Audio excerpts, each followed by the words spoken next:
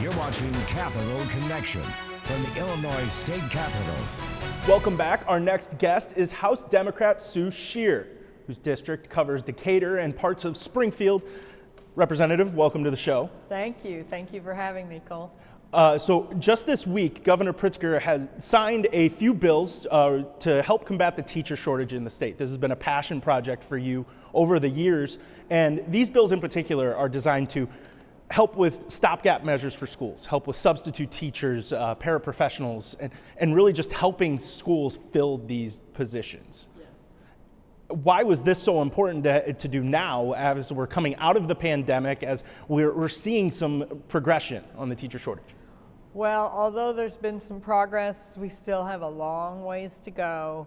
And in my mind, until every classroom in Illinois has a qualified professional teaching in that room, we're not finished. The fight isn't over until we get to that point.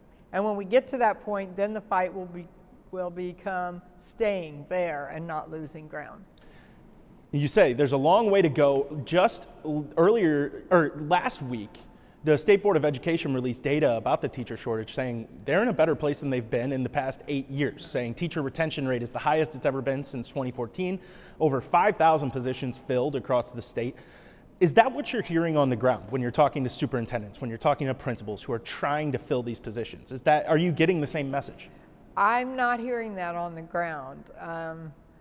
Although I will say I haven't talked to any superintendents in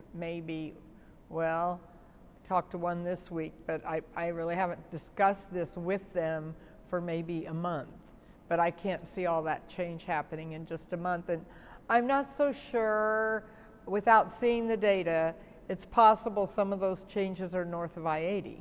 That's very possible. And if we're looking at statewide numbers, that's not going to really reflect my area, which is central Illinois. You were a teacher before joining the legislature, correct? Right, yes. What is it about, why are all of these changes needed right now to help inspire more people to join this field?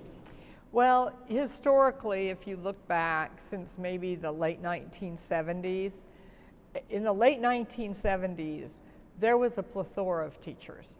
I remember going to a job interview and the superintendent telling me, I have a stack this high of applicants for one job.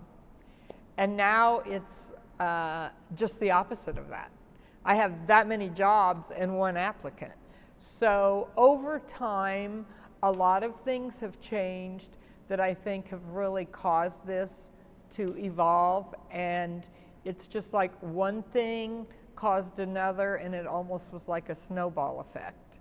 So one thing back in the early 70s, prior to that I don't know a lot of the history of it, but at that point the state offered a reimbursement to teachers in the pipeline to get their college tuition and fees back. And so from that, I think we surely must have had a shortage for them to have done that. And then that worked so well that then, we had an abundance of teachers. Well, now that abundance of teachers are all your baby boomers who are retiring. So you've got a lot of people that all came in during that big surge, and now they're retiring. And then you add to that messing with teachers' pensions and putting so many more demands on their plate and adding all of this testing to become a teacher and testing on students constantly, and just the minimum wage not keeping up with the minimum wage of a teacher, not keeping up with the wages of other professions, not treating teachers in a professional way, although they have a college degree just like anyone else. And lawyers get involved, parents suing school districts all the time. It just has evolved in the wrong direction. And I do feel like we're kind of coming back, and COVID in a weird way might have helped this.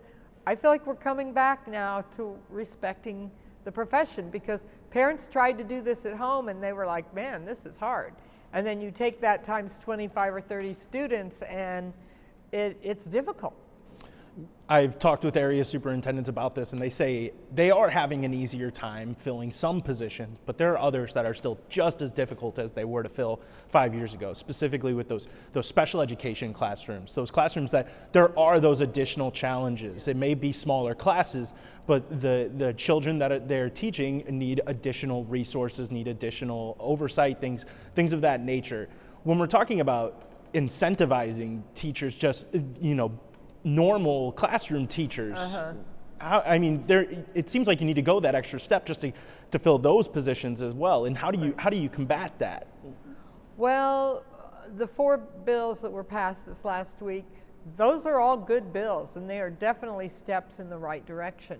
But this is going to take a multifaceted approach. I've worked with the governor's office hand in hand over the years, and with the teachers' unions and the superintendents, and I'm open to the public even if anyone has an idea of, I think if you do this, this will really change. So, little by little, I think that we are going to get things back, but it isn't going to happen overnight, because this problem probably took 50 years to create.